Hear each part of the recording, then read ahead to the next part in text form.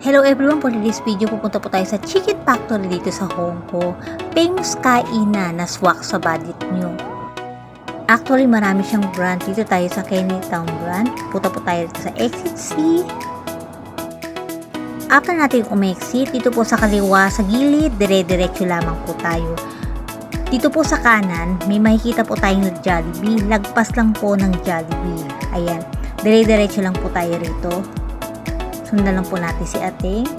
May kita natin sa kanan yung unang kanto. Tatawid po tayo pa kanan.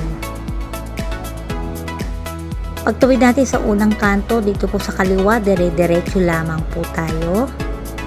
From Chinatown Exit C hanggang sa Chicken Factory ay 5 minutes lamang po. Ayan, sundan lang natin itong naka-black. Dire-diretso lamang po tayo.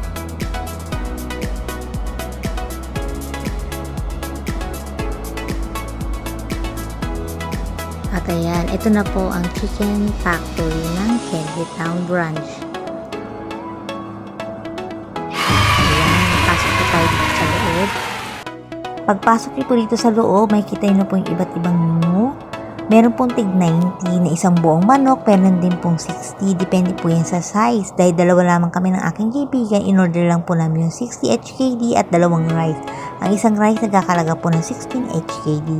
About naman po sa pagbabayad, pwede nyo pong gamitin ng Alipay, Octopus, WeChat, or Cash.